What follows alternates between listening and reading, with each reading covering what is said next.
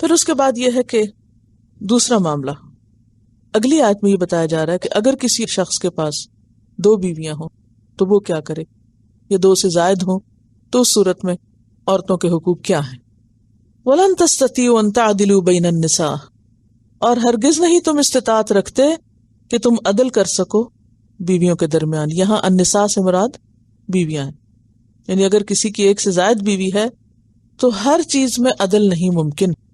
وَلَوْ حَرَصْتُمْ، اور اگرچہ تم حریص ہو، کتنی بھی کوشش کرو ہو نہیں سکتا.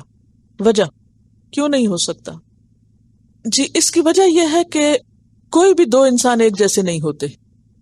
دونوں کی عادت، دونوں کی شکل و صورت، دونوں کا معاملہ، دونوں کی بہت سی چیزوں میں فرق ہو سکتا ہے. مثلا ایک جوان ہو سکتی، دوسری عمر رسیدہ ہو سکتی ہے، خوبصورت ہو سکتی، دوسری بدصورت ہو سکتی، یعنی کوئی بھی 2 بیویاں برابر نہیں ہو سکتی. تو ایسی صورت میں دونوں کے درمیان کیا نہیں ہو سکتا؟ پورا عدل نہیں ہو سکتا. اللہ تعالیٰ انسان کی نفسیات کو جانتا ہے نا، اللہ کو انسان کے دل کے وسوسوں تک کا علم ہے. تو اللہ جانتا ہے کہ ایک مرد جو ہے وہ کتنی طاقت یا کتنا اختیار رکھتا ہے. فلا تمیلو، لیکن جس چیز سے بچنا ہے، یعنی اگر عدل نہیں بھی کر سکتے تو کم از کم ظلم سے بچو. اور ظلم کیا ہے؟ فلا تمیلو کل المیل، تو نہ جھک جاؤ پوری طرح جھک جانا. میل کا لفظ کس سے؟ میلان سے. نہ جھکو پوری طرح جھک جانا.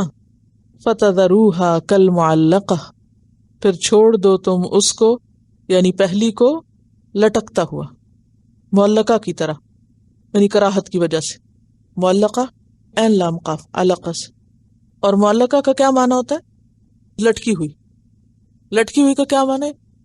کسی کو اس کے حال پہ چھوڑ دینا کہ اس سے کوئی سروکار نہ ہو، یعنی صرف برائے نام بیوی ہو. معلقہ کون ہوتی ہے؟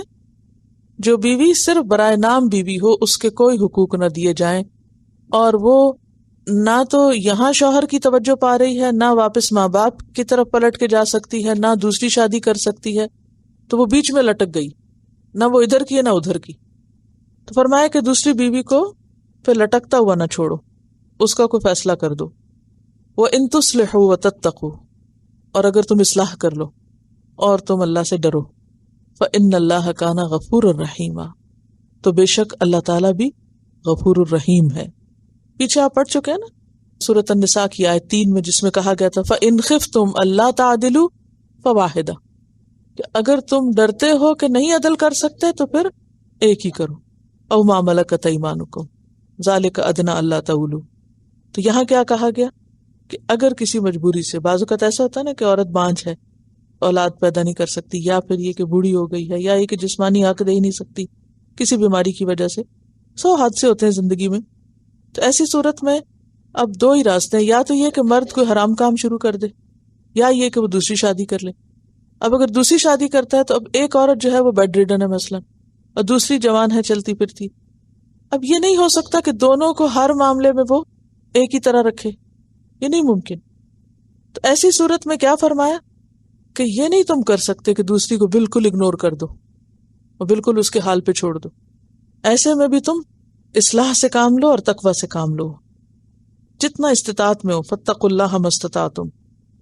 اور یہ جو کہا گیا نا کہ کسی ایک طرف میلان نہ کرو، تو اس کے بارے میں حدیث میں آتا ہے، آپ صلی اللہ علیہ وسلم نے فرمایا کہ جس شخص کی 2 بیویاں ہوئیں اور وہ ان میں سے ایک کی طرف جھک گیا تو قیامت کے دن وہ اس حال میں آئے گا کہ اس کا آدھا دھڑ گرا ہوا ہوگا، یعنی وہ آدھا انسان آئے گا، کیونکہ اس نے دوسری بیوی کے ساتھ یہ سلوک کیا. اس سلسلے میں ہم دیکھتے ہیں کہ نبی صلی اللہ علیہ وسلم کا جو طریقہ تھا وہ عصر کے بعد اپنی تمام بیویوں کے ہاں جایا کرتے تھے، اور جب آپ بیمار ہوئے آخری بیماری میں تو آپ نے باقی بیویوں سے اجازت لے کر حضرت عائشہ کے گھر میں قیام فرمایا، اور باقی بیویوں نے خوشی سے اس کی اجازت دے دی.